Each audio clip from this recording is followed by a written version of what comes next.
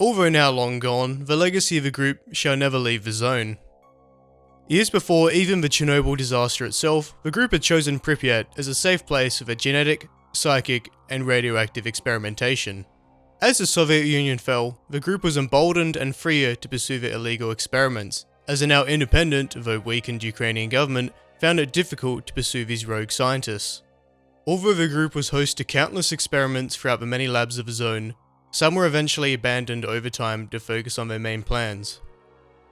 These experiments were particle and psi radiation on life forms to create mutations, creating life forms which produce psi radiation, and creating large-scale psychic manipulation.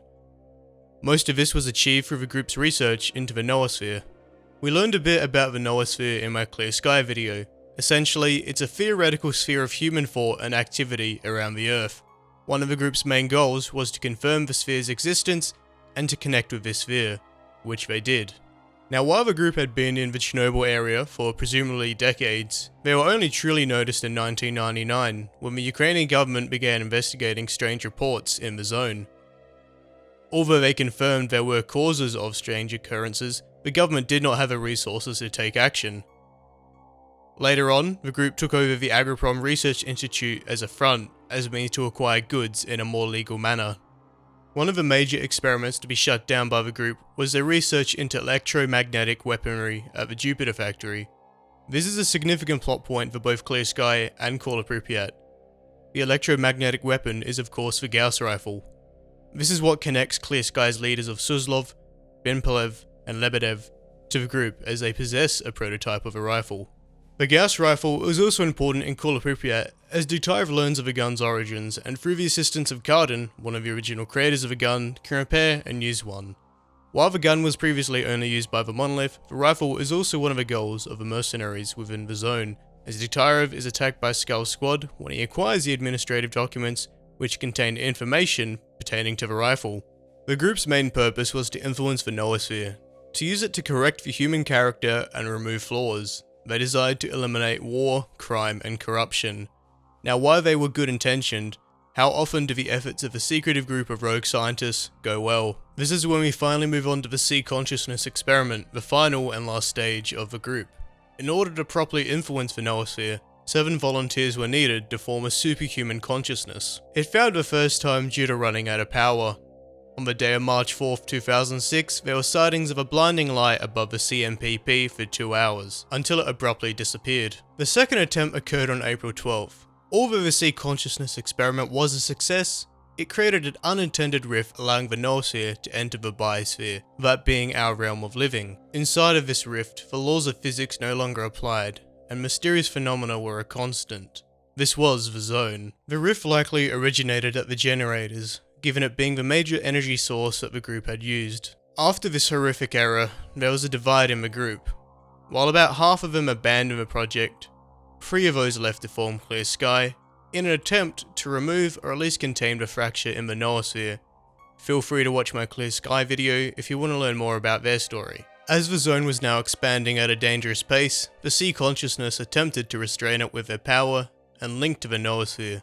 The only issue was, though, the increased amount of people entering the zone, meddling with their affairs. The rise of stalkers in pursuit of treasures within the zone made it difficult for the Sea Consciousness to pursue its goals in peace.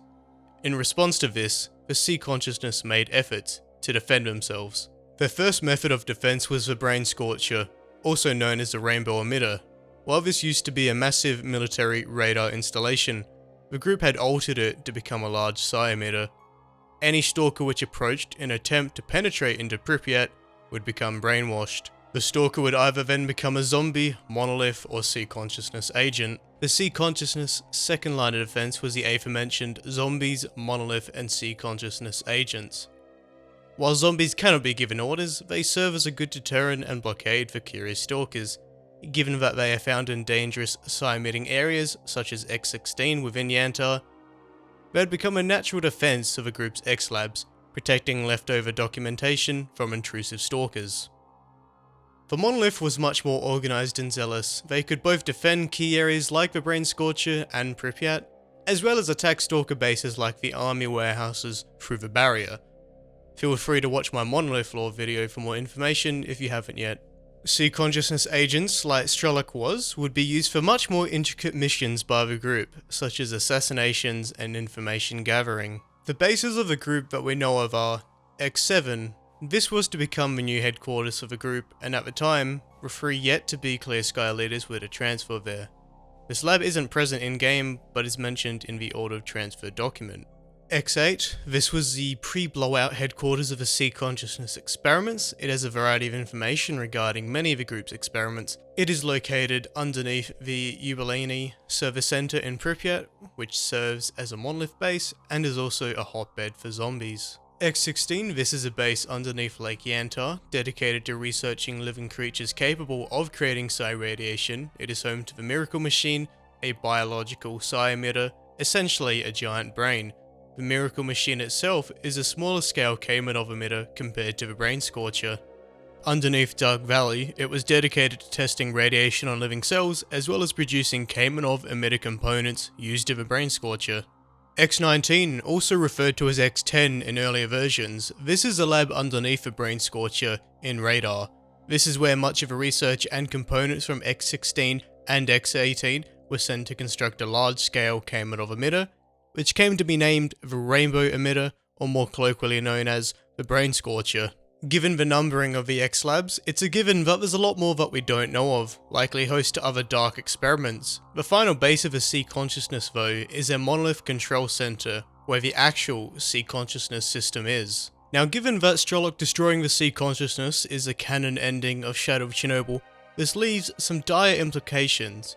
Even in Call of Pripyat, the zone has become even more unpredictable. This was the whole reason for Operation Fairway being a failure, as anomalous patterns were suddenly changing, unlike ever before. Although the group and Sea Consciousness were objectively evil organizations because of their terrible human experimentation, they did have good intentions, even before the accident of the Sea Consciousness experiment. They unintentionally created a zone, and they couldn't properly control it, but what they could do was attempt to halt its growth. Yet due to the rise of stalkers within the zone, this prevented them from doing so, and eventually they were destroyed due to not being fully understood. This creates a dire portent for the zone, as there's now nothing to halt its growth and the potential threat to the entire world. While the leaked story of S.T.A.L.K.E.R 2 did offer some nuances, I'll have to leave that for another time. If you enjoyed this video, be sure to subscribe and click the bell to know when other videos are out. Be sure to let me know what you thought down below and to leave a like. You can also keep in touch with me over Twitter and Discord, links are in the description.